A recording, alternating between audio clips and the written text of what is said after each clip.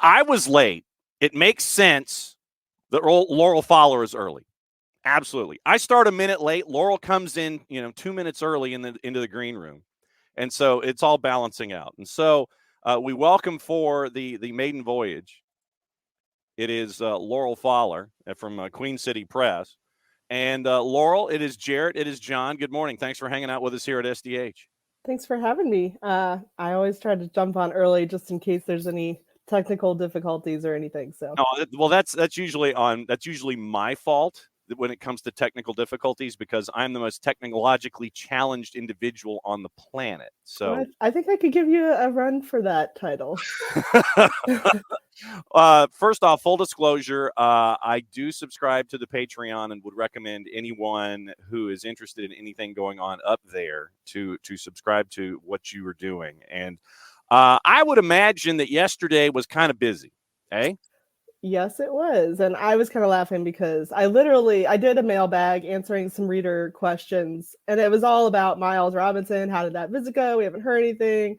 And, what's going to happen with Brandon Vazquez? And so I wrote this mailbag like, oh, everything's kind of up in there. And then, 10 o'clock or whatever it was in the morning, we find out the Miles Robinson deal had gone through. And then I think around 5 or so, Brandon Vazquez was on his way out to Monterey. So yeah, it was a busy day for FC Cincinnati land. Yeah, we'll get into that in just a sec. Jarrett, your first question for Laurel Pfahler.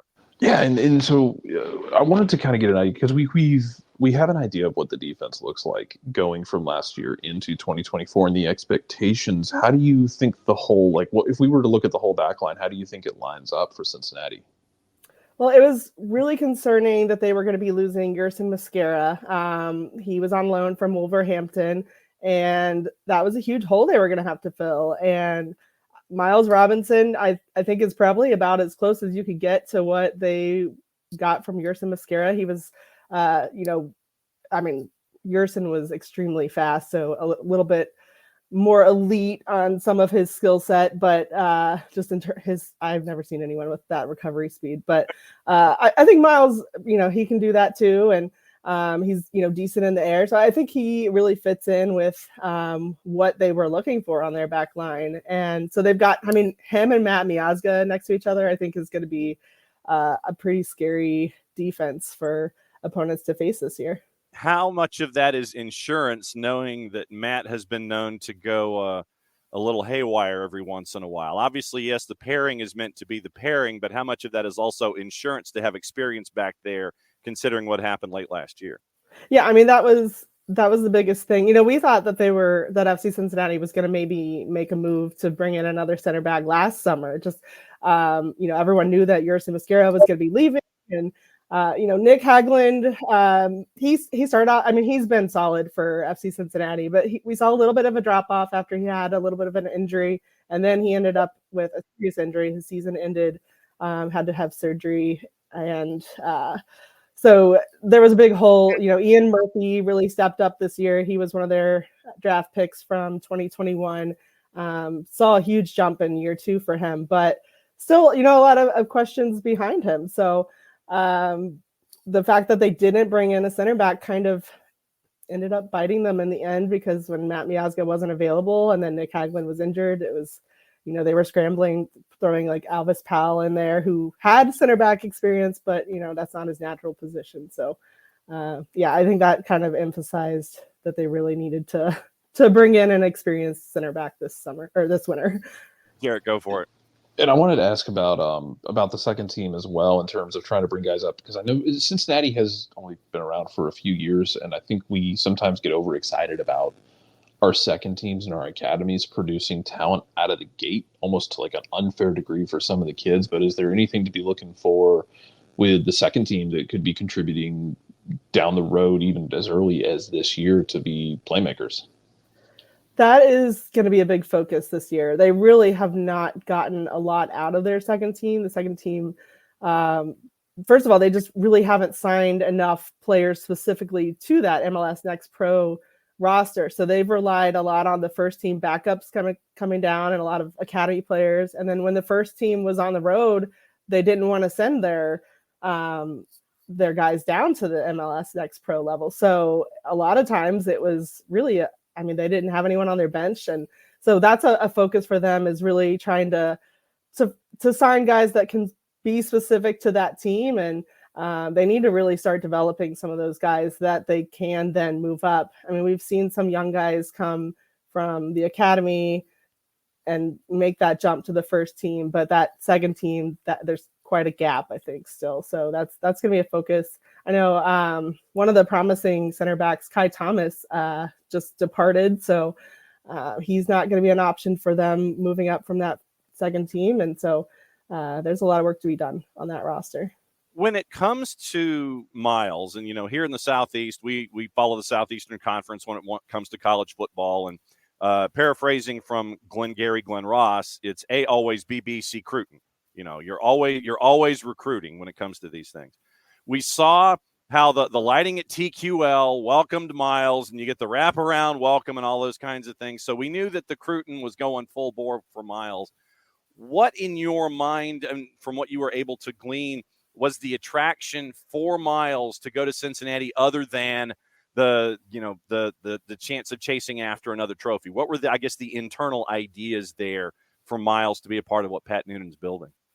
Yeah, it's a growing club. I think just a lot of people can see that they're headed in the right direction with their leadership. They've got beautiful facilities. Obviously, that stadium, the lighting is pretty impressive. The last one, I remember that happening, didn't work out in their favor.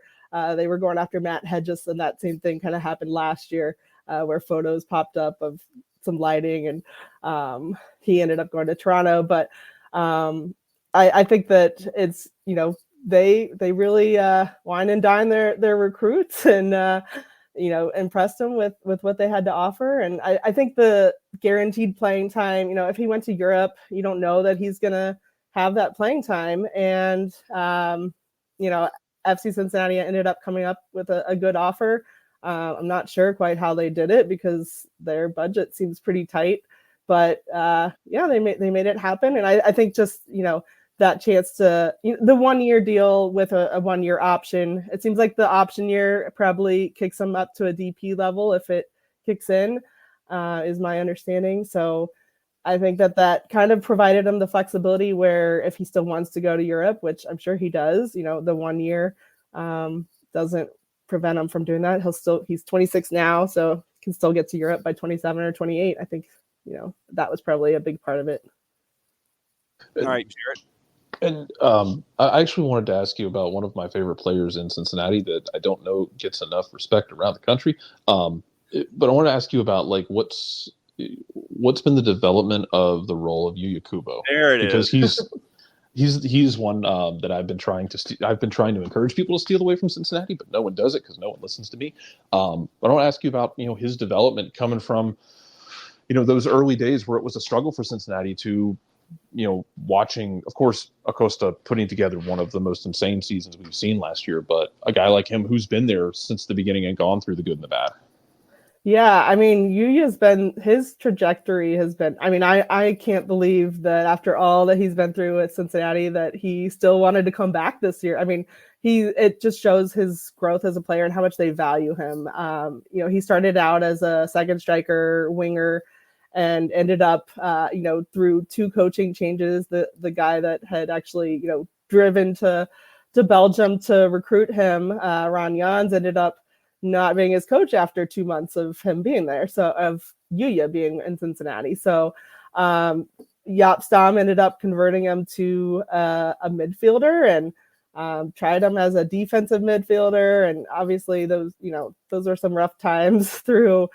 He arrived in 2020. So 2020 and 2021 were pretty difficult for him, making that adjustment and just being on a team that struggled. And then by last year, Pat Noonan, that's one of the things that's been so key to this team's success, is just how Pat Noonan is able to get the best out of the players, just putting them in positions to be more successful. So they really wanted to move Yuya into more of an attacking midfield role. And that was, he ended up being the biggest piece off the bench, consistently performing, coming in for, Junior Moreno, or, if they needed a break for Lucho Acosta. He could fill in there. So, I mean, he's been just done everything for FC Cincinnati. And I think that was huge for them to be able to bring him back this year on a cheaper deal.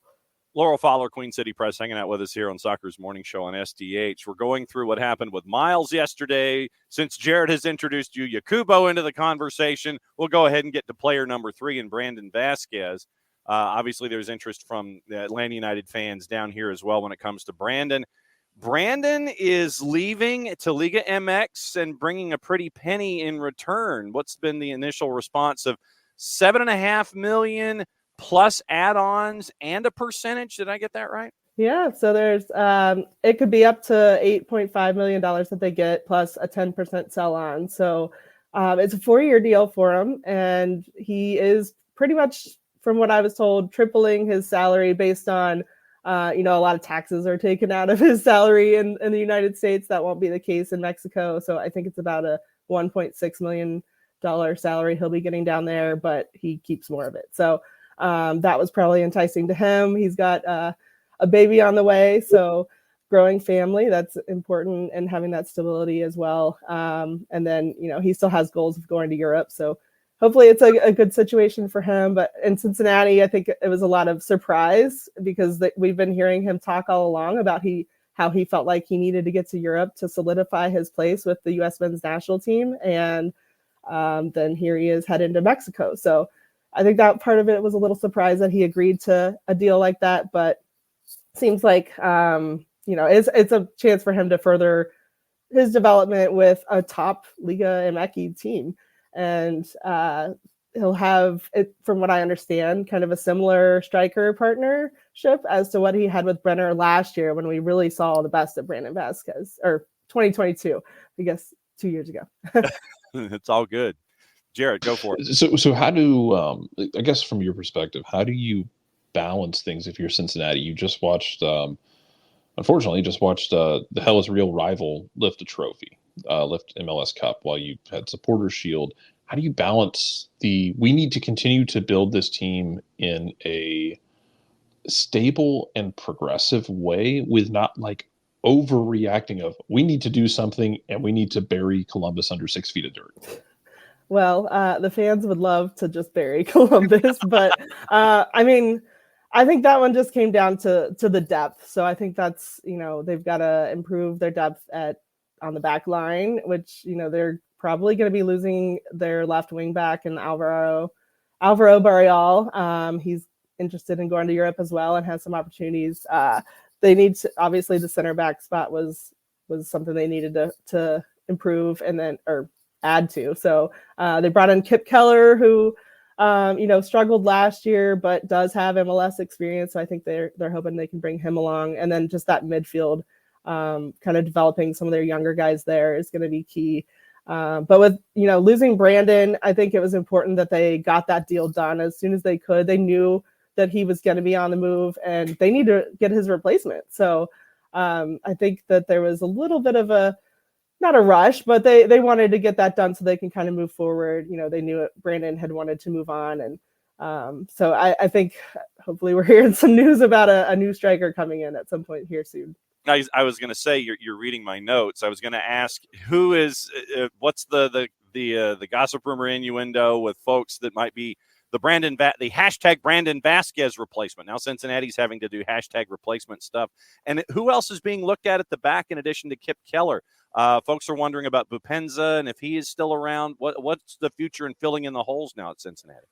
Yeah, I mean, I think they probably feel pretty good at center back for now. Just, they did have 2 draft picks last year at center back. They added another one in the draft this year. So they've got a pretty, it's a lot of development that needs to happen in the back end of that center back group. But the keys are going to be just filling in, Alvaro Barreal's replacement. I know Kai Wagner had been a discussion at one point. There's been, I think a lot of people were hoping Julian Gressel would come here, but it seems like he's headed to Miami. I haven't seen anything new on that in a while. So, and then Santiago Arias is still a free agent, right? Or not free agent, but he's still on the market. And so there's questions if they're going to bring him back as their right wing back. So that's still a question. But Bupenza's here. He's still on a contract through, I believe, 2025. So just finding the right partner for him up top is going to be key. I know Corey Bayard is a player that from Houston that FC Cincinnati had expressed some interest in. So we'll see if something happens there. But originally, I mean, going back to the Miles Robinson deal, I guess I was surprised because I had heard FC Cincinnati was actually looking at a possible young DP or DP striker to replace Brandon. And I'm just not sure how that works with Miles Robinson coming in and how much allocation money is going to be going to him. I don't know if it's possible for them still to buy down Obi Nwobodo's DP deal with his transfer fee. I think it's possible to buy that down with GAM this year. It's the third year of his deal. So still a lot of questions as to how everything's going to fit budget-wise. And that's an area I'm not an expert in, I'll tell you that. I'm going to put a bookmark in that. Go for it, Jarrett. Yeah, and actually I wanted to ask you about, other areas like that, like any other areas where if someone is not looking at Cincinnati closely, any players you would recommend so that if people do tune in, kind of an under the radar player to keep an eye on going into 2024? Other than his Yuya Kubo discussion. Well, yeah, but I mean, it's not, if people who've listened to this show have heard me spout the gospel of Yuya Kubo. But aside from that, like other players from Cincinnati who might be kind of under the radar that they can keep an eye on going into 24 that you're excited about. Well, normally my answer to that is Junior Moreno. I think he was the most underrated player for FC Cincinnati, but he is still unsigned. So we're not sure if he's coming back. Ian Murphy, I think he's still going to be a key for them. I mentioned him earlier, just being the, for now, he's still got that starting center back role, it seems. And just to continue his development, I know they wanted to get more out of him in the air, just kind of improve his skills in that regard. He's gotten a lot more comfortable on the ball, so that's been a key to his development. But yeah, there's a lot of just young guys that really need to take a step this year. We had, Malik Pinto is a guy that had been in their academy, went off to college and ended up signing with FC Cincinnati last year. Steven Jimenez signed as a 15-year-old. There's a lot of hope for him in the future, but still a lot of development to go with him. And he ended up with I think it was a foot fracture last summer. So that kind of set him back a little bit. But Brett Halsey is another one, I would say. He's kind of a backup left wing back, can play on the right side. So I think that he started to show some things and, got to play against Messi in the Open Cup semifinal and gained some confidence from that. He, did well in his minutes. And then all of a sudden just kind of, actually, I think it was the game at Atlanta. He kind of struggled a little bit, got a little maybe overconfident and had a few mistakes and kind of dropped off his playing time after that. So I think they kind of were leaning on their experience down the stretch a little bit more, but I think he's still a player to watch for sure. Yeah, we got to see him both sides with FC Cincinnati 2 at Northern Kentucky against Atlanta United 2 in MLS Next Pro, and then we got to see him with the first team minutes as well. One more question for me when it comes to the financials for Miles. Miles was looking for Walker Zimmerman money, which would have put him at 1.8. He couldn't be offered anything, I think, up to 1.65, the 15% increase bumping from 1.4. Any idea at all what the number is for Miles that he took because he wasn't going to get the 1.8 and he could only get 1.65? Any clue what the number is with Miles? Yeah, that's what I'm still trying to figure out, because I imagine that he at least wanted the max of what FC Cincinnati could offer him. I was surprised by that just because I was under the impression they were going for, more of a like $1.2 million center back and, going heavier on what they were going to replace Brandon Vazquez with. But I would imagine that it had to have been at least, for him to agree to that deal. And I know, I think some of it was concerns playing on turf after he had torn his Achilles. I think that was probably a big reason maybe he wanted to move on from Atlanta. FC Cincinnati has a grass field, and that's enticing, I guess, to players that have played on turf. So my guess is that, though, it was pretty close to that 1.6. All right, Jarrett, go for it. Yeah, and I guess looking ahead into what what the Cincinnati team could be, what should we expect from Lucho Acosta going into 24? Like, can he do more? Is it possible for him to do even more than he did this year, where he was just casually terrorizing the league? I think if he just does what he did this past year, that's all that they're going to need. I mean, he carried the team at times. Early on, the attack just wasn't coming together. Brandon got off to a slow start. Brenner was kind of in and out, waiting on his transfer. And so it was a lot of Dom Badji, who, I thought did some really good things and then ended up getting hurt just as he was kind of finding his rhythm in May. And then Sergio Santos brings a lot of speed to that front line, but also has some injury issues. But now I'm forgetting your question already. I kind of cut off on a tangent. No, it's okay. It was just Lucho just terrorized everybody so casually. Yeah, I mean, I think if he can, So I was sorry, I just went off on that little tangent, but yeah, while that attack was kind of struggling to come together, he started scoring more, and hopefully he doesn't have to do all that this year. I think Aaron Bupenza is capable of being a 20-goal scorer. They just need to find that connection. I think that was still an issue at the end of the season. They just weren't on the same page all the time. Aaron really likes to take defenders on himself, where Lucho really likes working with players that are gonna do those just creative passing and getting the ball back to him. He likes to have the ball. So, just getting him and Aaron Bupenza on the same page as far as how they're going to work together, I think is going to be a big key. All right. So for folks that want to keep an eye on the quality work that you do day in and day out, how do they follow you? How do they keep an eye on you? How do they read what's going on in the Laurel Pfahler universe? Yeah, so as you mentioned, I'm on Patreon, so that's kind of my platform that I use. Thank you for subscribing. Oh, yeah. For anyone that wanted to read, there are free trials that you can check out if there's an individual story you wanted to read. But so I'm on Patreon. You can just search Queen City Press on Patreon and it'll come up. But I'm on Twitter as well with just my name, Laurel, Laurel, and I will say my last name's Pfahler. I should have corrected you at the beginning, but hit me over the head and say that, John, you're an idiot. You mispronounced it. It's okay. Everyone does. It's that H, so it's P as in Paul, F as in Frank, AHLER. So that just throws everyone off, that H in there. But so I'm on Twitter and I'm on Threads as well. Okay, so Laurel Pfahler on Threads as well. Yes. Okay. I think it might be Laurel _ Pfahler, but yeah. Okay, so now that I've finally pronounced the last name correctly, Laurel, thanks for hanging out with us here on the morning show, and thanks for pulling back the curtain on everything going on up there at FC Cincinnati. Obviously, a lot of folks with Atlanta United ties interested with what's going on with Miles, with what's going on with Brandon. We'll be keeping an eye on stuff. Thanks for hanging out with us, and don't be a stranger. Yeah, thanks for having me anytime. All right, that's Laurel.